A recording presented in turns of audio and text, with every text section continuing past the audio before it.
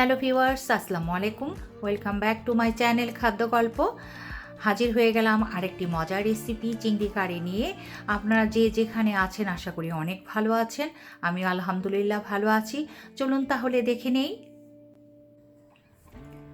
তো এখানে আমি বেশ কিছু প্রন নিয়ে নিয়েছি।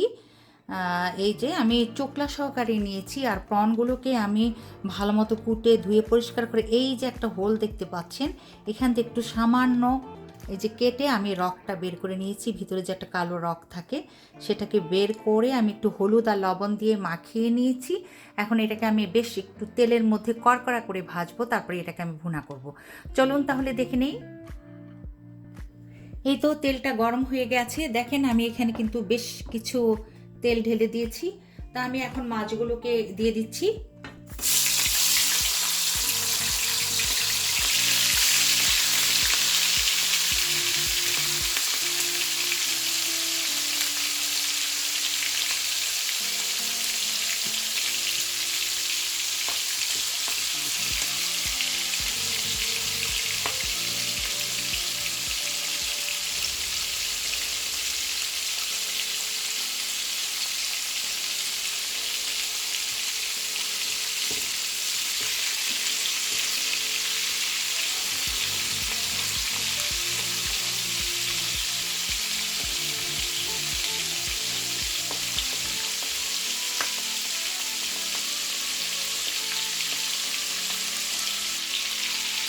তো মাছগুলোকে একটু উল্টে দিচ্ছি।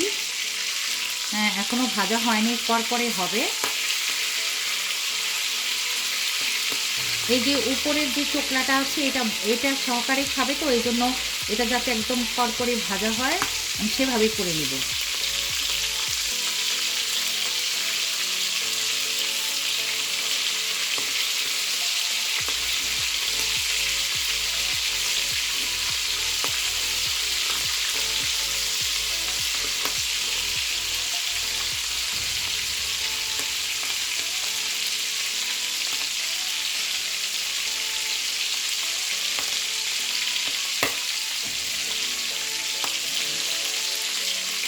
একটু ঢেকে দিচ্ছি, কেন খুব ছিটকে যাচ্ছে, ওই জন্য একটু ঢেকে দিলাম। জালটা বাড়ানোই আছে।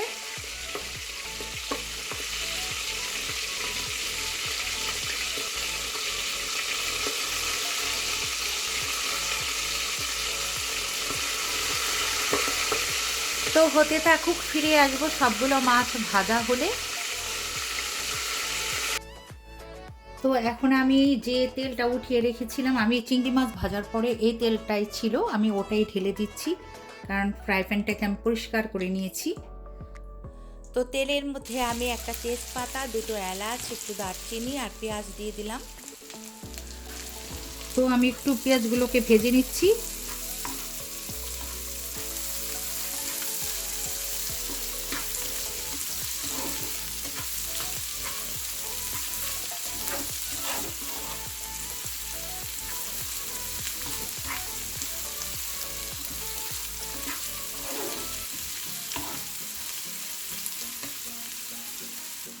আমি একটু লবণ দিয়ে দিচ্ছি যাতে পেঁয়াজটা তাড়াতাড়ি ভাজা হয়ে যায়।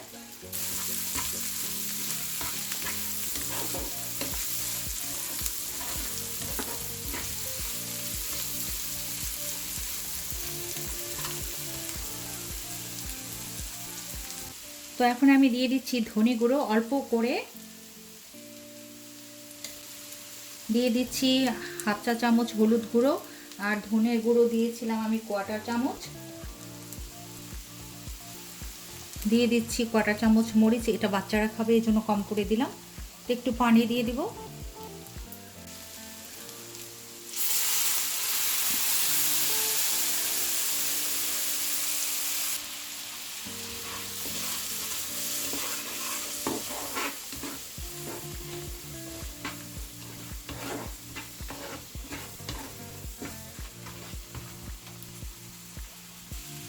দিয়ে দিচ্ছি আরেকটু লবণ।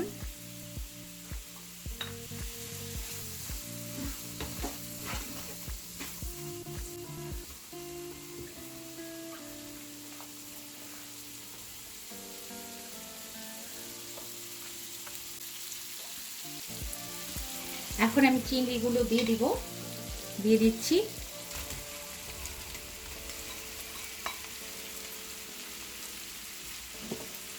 ভালো মতো মিলিয়ে নিব।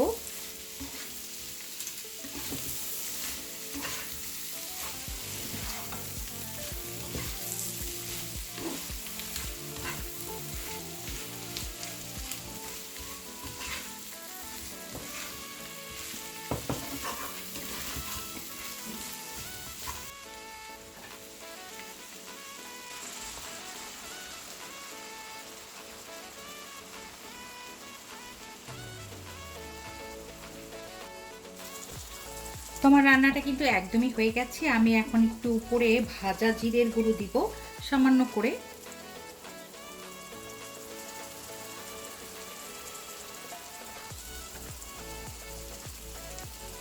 আমি চুলাটা অফ করে দিয়েছি। এখন আমি এটা নামিয়ে নিয়ে পরিবেশন পাত্রে ফিরে আসবো।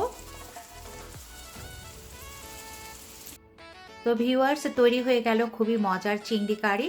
আশা করি আপনাদের ভালো লেগেছে। যদি ভালো লেগে থাকে তাহলে অবশ্যই ছোট করে একটা লাইক দিয়ে দিবেন, সাবস্ক্রাইব করে পাশে থাকবেন, অবশ্যই কমেন্টস করে জানিয়ে দিবেন কেমন লাগলো। আবারও চলে আসবো অন্য কোনো গল্প রেসিপি নিয়ে। সেই পর্যন্ত আপনারা অনেক অনেক ভালো থাকবেন। আল্লাহ হাফেজ।